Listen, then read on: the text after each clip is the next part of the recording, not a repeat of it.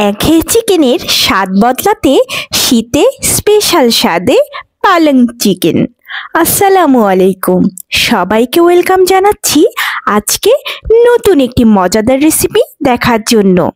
চিকেনটা আমরা একই সাথে খেতে খেতে একদম বোরিং হয়ে গেছি, এভাবে খেতে চাই না।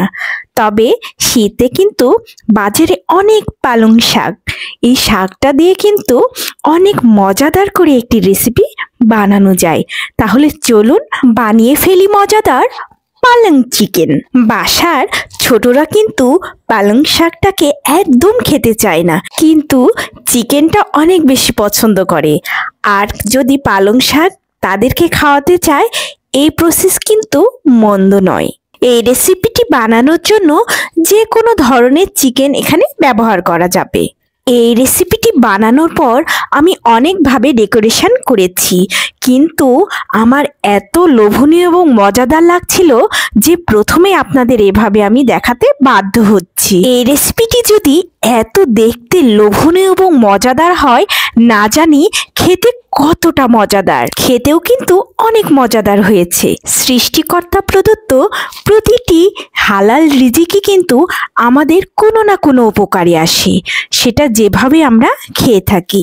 আমি এখানে ছোট ছোট কিছু ট্রিক্স ফলো করেছি, যা আমার এই রেসিপিটাকে আরো বেশি মজাদার করেছে। এজন্য প্রথমে আমি নিয়ে নিয়েছি 1 কেজির মতো চিকেনটাকে প্রথমে আমি ধুয়ে কেটে একদম রান্নার জন্য রেডি করে নিয়েছি। দিয়ে দিচ্ছি স্বাদ মতো লবণ, ঝালের গুঁড়া, হলুদ গুঁড়া, আদা রসুন বাটা, জিরা বাটা, গোলমরিচের গুঁড়া।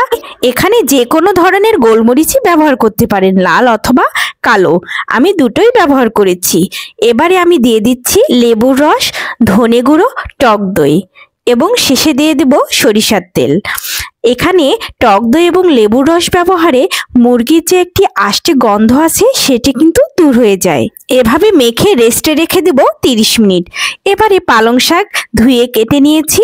এবারে একটি কড়াইয়ে পানি বসিয়ে সেখানে লবণ, চিনি ও বেকিং সোডা দিয়ে ভালোভাবে মিশিয়ে 3 মিনিটের মতো পালং শাকগুলোকে ভাপিয়ে নেব। এতে কি হয়, পালং শাকের যে সবুজ কালারটা থাকে সেটি অক্ষুণ্ণ থাকে। এবারে একটি ব্লেন্ডার জারে পালং শাক, ধনেপাতা, কাঁচামরিচ ও লবণ সহ একটি দারুণ পেস্ট করে নেব। পেস্টটি তৈরি হয়ে গেল। এবারে দিয়ে দিচ্ছি কড়াইয়ে পরিমাণ মতো সরিষার তেল, আর এতে দিয়ে দিব লবঙ্গ, দারচিনি, সাদা এলাচ, কালো এলাচ, শুকনো মরিচ, গোলমরিচ, জিরা ও তেজপাতা দিয়ে ভালোভাবে নেড়ে চেড়ে তারপর দিয়ে দেব পরিমাণ মতো পেঁয়াজগুলো দিয়ে আবারও ভালোভাবে নেড়ে চেড়ে পেঁয়াজগুলো বাদামি হয়ে এলে দিয়ে দেব লবণ, হলুদ, ঝালের গুঁড়ো, আদা রসুন বাটা, জিরা বাটা। তারপর ভালোভাবে নেড়ে চেড়ে মশলাগুলো কষিয়ে যখন তেল ছাড়া শুরু হবে, তখনই আমি এর মধ্যে দিয়ে দেব 2টি পাকা টমেটো দিয়ে আরো ভালোভাবে নেড়ে চেড়ে তারপর দিয়ে দেব মেরিনেট করা সেই চিকেন। এ পর্যায়ে কিন্তু আমি চুলার আঁচটা কিন্তু মিডিয়াম রেখেছি। এবারে ভালোভাবে নেড়ে চেড়ে দিয়ে দিচ্ছি গরম মশলার পেস্ট দিয়ে আবারও কিছুক্ষণ নেড়ে চেড়ে আমি মশলাটা কষিয়ে তারপর ঢাকা দেব।